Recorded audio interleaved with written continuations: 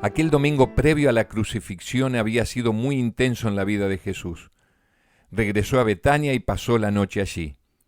Hoy lunes también le esperaba muchísima actividad. Las sombras lo estaban rodeando cada vez más y los pocos días que le quedaban por delante hasta llegar a la cruz se convertirían en su callejón de la muerte. Hoy lunes Jesús amanece en Betania y por la mañana regresa al templo. El relato del Evangelio de Marcos, capítulo 11, versículos 12 al 19, dice así. Al día siguiente, cuando salieron de Betania, tuvo hambre. Viendo a lo lejos una higuera que tenía hojas, fue a ver si tal vez hallaba en ella algo. Pero cuando llegó a ella, nada halló sino hojas, pues no era tiempo de higos. Entonces Jesús dijo a la higuera, «Nunca jamás coma nadie fruto de ti». Y lo oyeron sus discípulos. Vinieron pues a Jerusalén, y entrando Jesús en el templo comenzó a echar fuera a los que vendían y compraban en el templo. Volcó las mesas de los cambistas y las sillas de los que vendían palomas, y no consentía que nadie atravesara el templo llevando utensilio alguno. Y les enseñaba diciendo, ¿no está escrito, mi casa será llamada casa de oración para todas las naciones? Pero vosotros la habéis hecho cueva de ladrones. Lo oyeron los escribas y los principales sacerdotes y buscaban cómo matarlo, porque le tenían miedo, por cuanto todo el pueblo estaba admirado de su doctrina. Pero al llegar la noche, Jesús salió de la ciudad.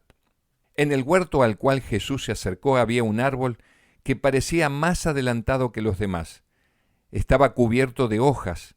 Es natural en la higuera que aparezcan los frutos antes que se abran las hojas. Por lo tanto, este árbol cubierto de hojas prometía frutos bien desarrollados, pero su apariencia era engañosa. Al revisar sus hojas, desde las más bajas hasta las más altas, Jesús no halló sino hojas. Era un engañoso follaje. Y la maldición de Cristo fue terminante. Nunca jamás coma nadie fruto de ti. El acto de Cristo, al maldecir la higuera, había asombrado a sus discípulos. Se preguntaban cuál era su propósito.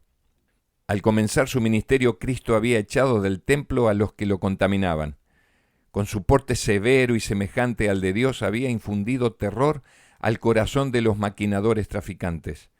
Ahora, al final de su misión, vino de nuevo al templo y lo halló tan profanado como antes. El estado de cosas era peor aún que entonces. Con sus actos, la multitud que había seguido a Jesús lo había proclamado rey. Y Jesús, aunque nunca fomentó las erróneas ideas que los judíos tenían acerca de su reino, ahora había asumido el papel de rey Mesías.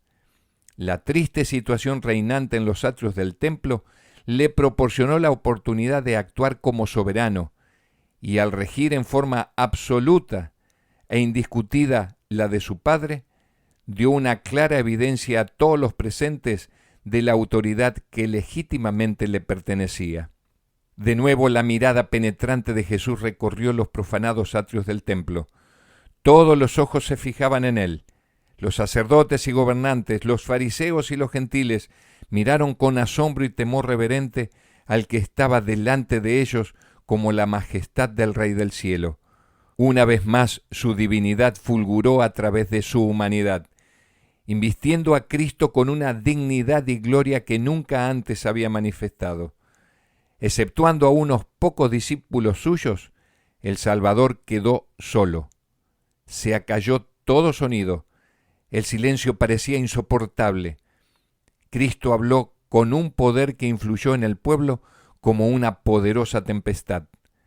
Me da la impresión que a esta altura de los acontecimientos la escena se torna indescriptible y llena de contrastes.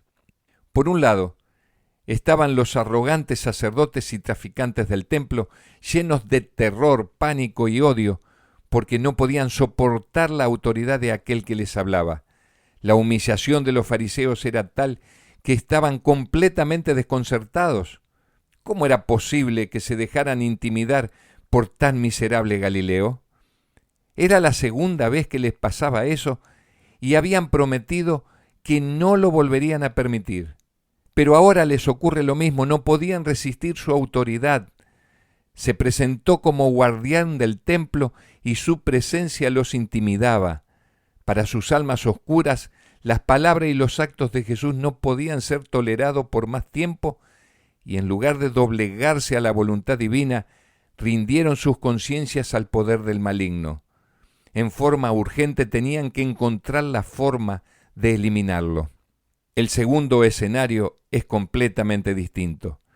Es la misma imagen de la felicidad en una multiplicidad de manifestaciones y no podía ser de otra manera.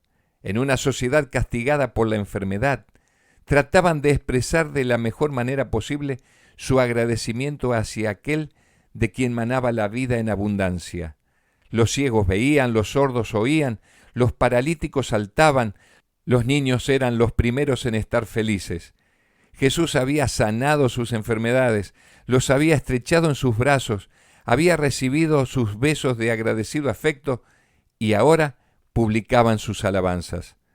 Estas voces libres y felices ofendían a los gobernantes del templo y decidieron poner fin a estas demostraciones pidiéndole a Jesús que los haga callar.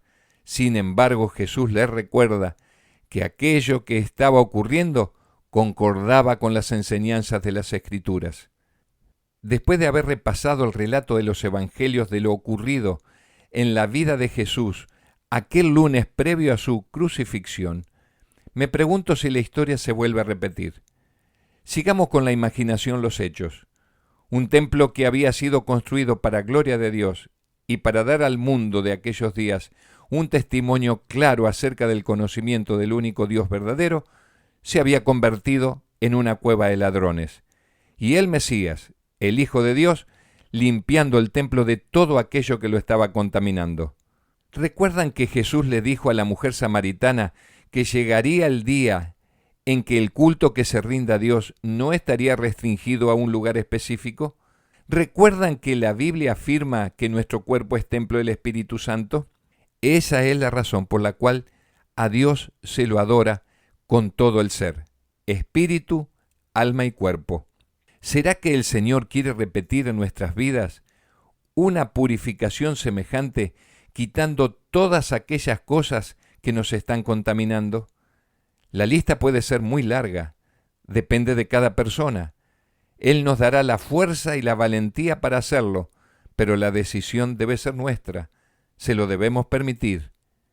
Solo cuando eliminemos aquellas cosas que están contaminando nuestra mente y nuestro cuerpo, podremos rendir una verdadera adoración en espíritu y en verdad. ¿Será que la historia se vuelve a repetir y nos transformamos en ladrones espirituales, pero ladrones al fin, cuando transformamos lo sagrado en profano y buscamos recibir el honor y la gloria que solo le corresponde a Dios? ¿Será que la historia se vuelve a repetir cuando los cristianos somos piedra de tropiezo para que otros conozcan a Dios y su voluntad? ¿Será que la historia se vuelve a repetir cuando el espíritu de codicia se posesiona del corazón de los que deberían ser líderes espirituales? Si algo de esto existe en nuestra vida, no somos mejores que los ladrones. Dios quiera que no sea así. Antes de despedirme te hago un ofrecimiento. Si deseas estudiar la Biblia, mándame un mensaje por WhatsApp o Telegram dirigido a Roberto Pinto en el siguiente número 3492 30 49 78. Repito para que lo anotes. 3492 30 49 78. 3492 30 49 78. Será un placer atender tan linda inquietud. Mañana nuevamente nos encontraremos camino al Calvario junto con Jesús. Dios te bendiga y cuide.